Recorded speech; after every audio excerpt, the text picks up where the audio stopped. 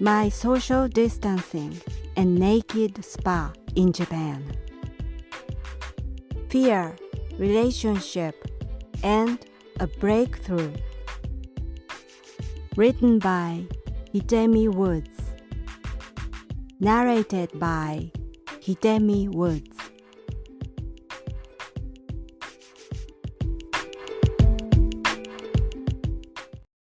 My social distancing. I'm not good at being with people by nature. I always like to being alone and stay inside my room. Basically, any contact with others is uncomfortable. Not to mention phone calls. Public places are dreadful for me unless they're near empty with few people. I hate to have a person standing right behind me at the checkout counter in a supermarket. Whenever I take a train, I search for a car that has the least passengers. My so-called body bubble seems excessively large. I often almost utter a scream when a person bumps into or even slightly brushes me. Needless to say, chattering with others is excruciating. My apartment building has a communal spa for the residents, and I use it every day. The residents are inevitably acquainted with each other, and small talk between them is rampant in the spa. I'm often caught up in it and desperately try to find closure of the conversation by sweating all over. To avoid an ordeal, I'm usually careful not to share time together with familiar residents as much as possible. When I see them, I practically run away. My partner calls me a robot because of my behavior. The time of recent social distancing shouldn't bother a person like me. Social distancing has been already my thing for a long time. At least I had believed so. I had thought it wouldn't hurt a natural social distancer as myself. But I found I was wrong. One of my favorite Japanese comedians from my childhood died the other day.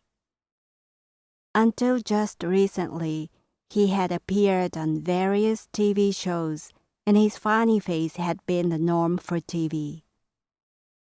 The daily TV time in a Japanese living room has changed suddenly, completely.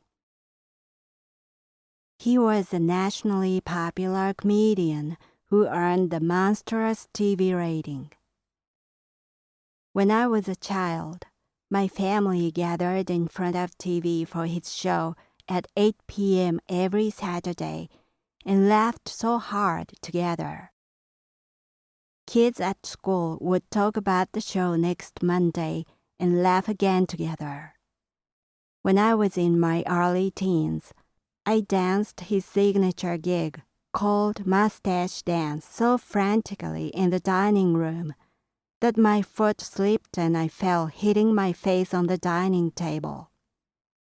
Those memories made me feel as if part of me was lost with him by his death.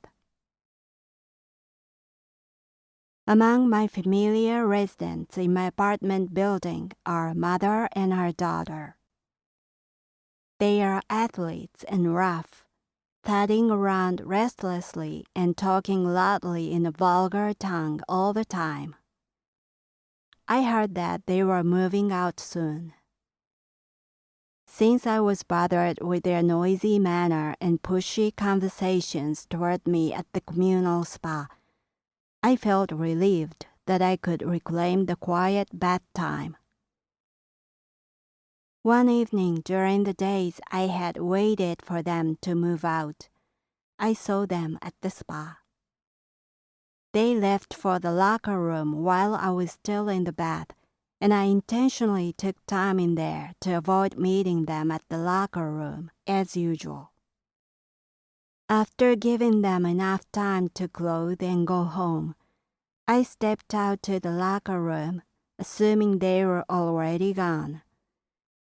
On the contrary, they were still there, standing side by side courteously toward me. They had been waiting for me. The mother told me that they were moving out tomorrow and this would be the last time to see each other. She said politely, "Thank you so much for all these years. You helped us in various ways." I had known them since I moved in 9 years ago. The daughter was still a small child back then, who was running and shrieking around the locker room. She is to be a freshman in high school this spring. She occasionally talked to me about her school days or her passion for skiing. The mother once broke her foot at her workplace and she had been on crutches in the spa. I got out at the top to open and hold the door to the locker room for her every time until she stopped limping. When we were late together at the locker room that went black after the spa's closing time, we would clothe together under the light of my pocket LED lamp.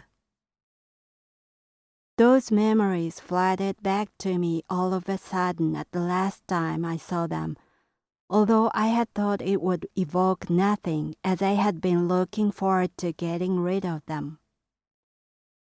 While I was looking at the daughter's liquid eyes that were staring straight at me, I was overwhelmed by inexplicable sadness, and my eyes began to be filled with tears in spite of myself. I clumsily said goodbye and returned to my apartment. A robot couldn't say goodbye well.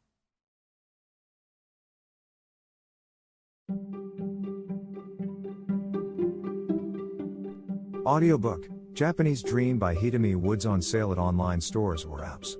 Apple, Audible, Google Play, Nook Audiobooks, 43 available distributors in total.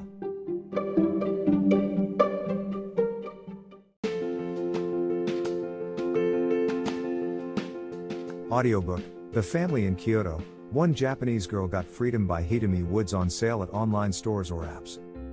Apple Books, Google Play, Audible, 43 available distributors in total.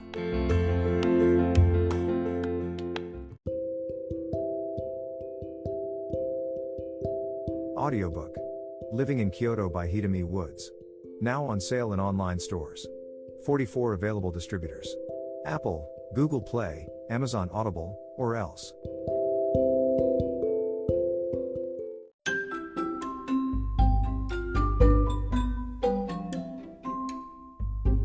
大好評。ヒデミウッズがデザインしたとってもかわいいオリジナルグッズが手に入る。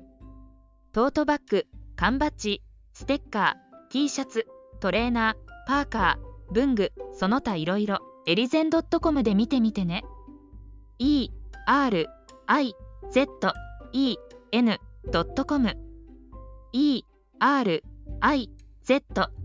erizen.com エリゼン .com。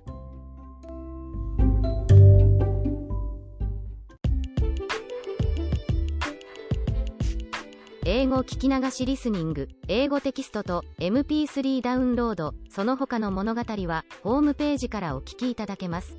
88thpp.com 88thpp.com